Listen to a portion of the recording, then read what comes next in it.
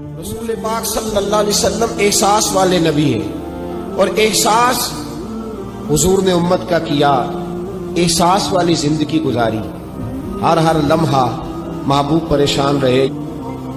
نبی پاک صلی اللہ تعالی علیہ وسلم کی حدیث اور روایت کرتے ہیں حضرت سلمان فارسی رضی اللہ تعالیٰ عنہ، اور ساتھ ہیں سیدنا بلال حبشی رضی اللہ تعالیٰ عنہ۔ فرماتے ہیں ہم نہ گھر سے نکلے، حضور نے فرمایا ذرا جلدی چلو، ایک ضروری کام ہے۔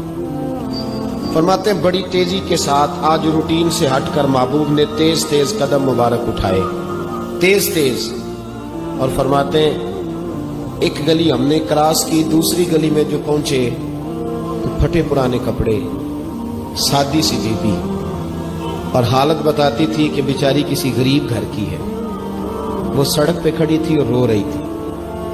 میرے کریم رسول نے فرمایا بلال اسے پوچھو کیا مسئلہ ہے، کیوں روتی ہے؟ تو حضرت سلمان عرض کرتے ہیں میں نے کہا حضور میں پوچھ لیتا ہوں، آپ جائیے، کام بڑا ضروری ہے جو نکلے، میں معلومات کرتا ہوں۔ تو محبوب نے فرمایا نہیں، اس کے آنسو پوچھنے سے ضروری کوئی کام بھی نہیں، پہلے اس کی داد رسی ہوگی، اسے پہلے پوچھا جائے گا۔ روتے نہیں رہتے لوگ گھروں میں، لوگ گزر نہیں جاتے چپ کر کے؟ کتنے لوگ تڑپتے، کون احساس کرتا؟ نبی پاک سید عالم صلی اللہ علیہ وسلم رکے اور اس خاتون سے پوچھا کیا بات ہے؟ اس نے کہا کہ بات کوئی بھی نہیں، میرا ایک ہی موٹا سا مسئلہ ہے۔ کہا وہ کیا؟ کہنے لگی میں غریب ہوں، اور غریبی بذات خود بہت بڑا گناہ ہوتی ہے، لوگ بڑا جرم سمجھتے ہیں اس کو بذات خود۔ میں نے شروع میں کہا نا کہ مذہبی سٹیج کی بھی صدارت غریب آدمی نہیں کر سکتا، کیونکہ غریب جو ہوا جد کول دتھی ہونی انہیں نیڑے بہنا ہے نا جی، جد کول نہیں انہیں تو پیچھے جا کے بہنا اینڈ تے کول کیڑا دتھی ہے۔ اس سٹیج پہ بھی غریب آدمی کی صدارت نہیں ممکن، ہو ہی نہیں سکتا۔ میرے رسول پاک سید عالم صلی اللہ تعالی علیہ وآلہ وسلم نے فرمایا پہلے اسے پوچھو کیا مسئلہ ہے۔ وہ کہنے لگی میں غریب ہوں، بوڑھی ہو گئی ہوں، ساری زندگی غلامی میں گزاری ہے، تیل لینے آئی تھی 5 دینار کا، بوتل میں تیل بھروایا ہے، اور اب بوڑھی ہوں نا تو کمر درد کرتی ہے، پیر پیچھے موڑا ہے تو میں گری ہوں، تیل زمین پی گئی ہے، اب زمین تو واپس نہیں کرتی، لیکن واپس جاؤں گی تو ایک یہودی عورت کی ملازمہ ہوں، وہ درے سے مارے گی، کھال ادھیڑ دے گی، میں بڑی پریشان ہوں، اب نہیں مار کھائی جاتی، ہڈیاں بوڑھی ہیں، قربان جاؤں۔ حضرت بلال کو حضور نے حکم دیا، فرمایا دوڑ کے گھر جا 5 دینار لا۔ فرماتے ہیں 5 دینار لائے، تیل خرید کے دیا، وہ پھر رونے لگی۔ فرمایا آپ کیوں روتی ہے؟ اس نے کہا بتایا نا غریب ہوں، غریب کا جرم کوئی نہیں ہوتا، لیکن پیس دیا جاتا ہے، پھر بھی مار تو اب بھی پڑے گی، اب کیوں پڑے گی؟ اور اس کہنے لگی محبوبہ مار اس لیے پڑے گی کہ دیر سے کیوں آئی ہے۔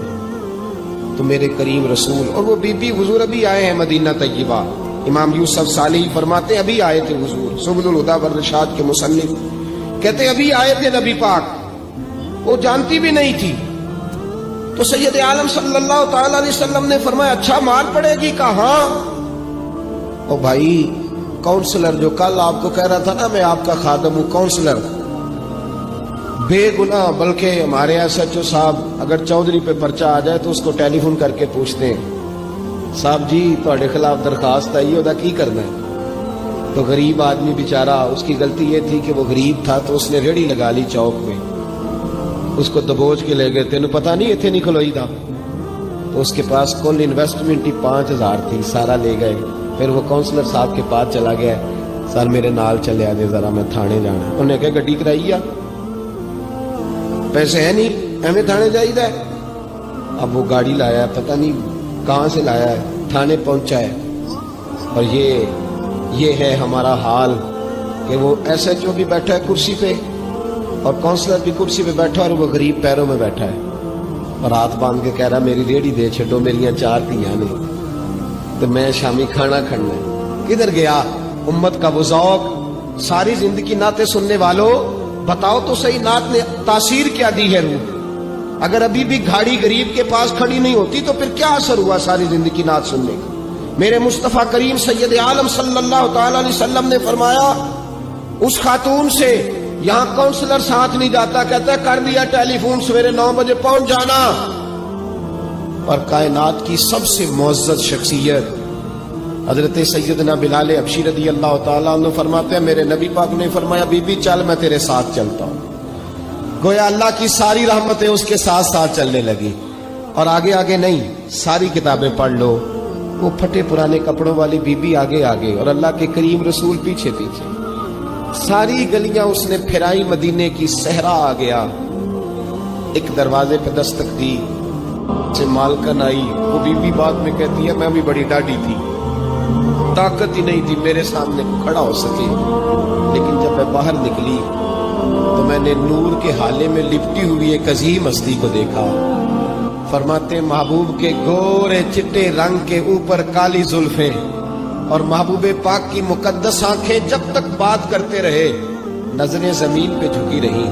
شرم و حیا والے رسول نے بڑے میٹھے، بڑے دھیمے، بڑے خوبصورت لہجے میں کہا.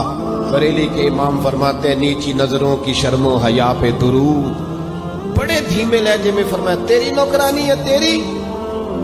عورت کہتی ہے میں تو حضور کے جلووں میں محو ہو گئی کہ سادگی میں اتنا حسن میں نے دیکھا ہی نہیں، تیری نوکرانی ہے. کہا میرے محبوب نے فرمایا بیچاری کی غلطی کوئی نہیں، اسے مارنا نا، اس سے تیل گر گیا تھا، نیا خریدتے دیر ہو گئی، رو رہی تھی تو میں سفارش کرنے آیا ہوں.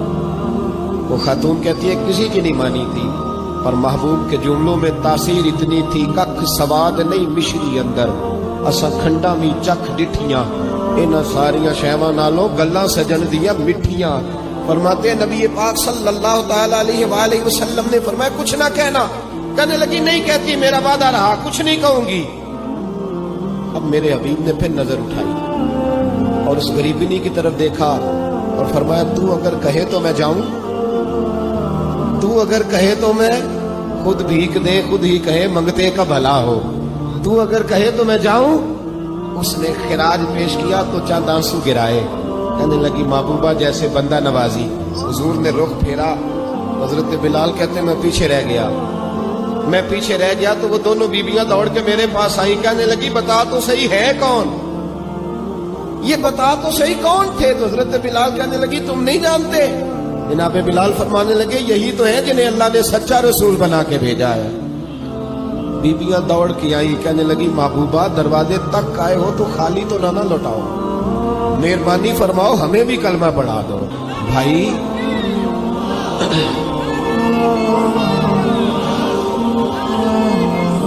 اگر دولت احساس ہے نا پھر تو زندہ ہے. جو زندہ ہوتا ہے اس میں لچک ہوتی ہے، جو مر جاتا ہے وہ اکڑ جاتا ہے. اگر زندگی ہے تو پھر احساس ہونا چاہیے. اگر تیرے اندر زندگی ہے تو پھر احساس ہے، اور اگر تیرے اندر احساس نہیں رہا تو پھر زندگی زندہ دلی کا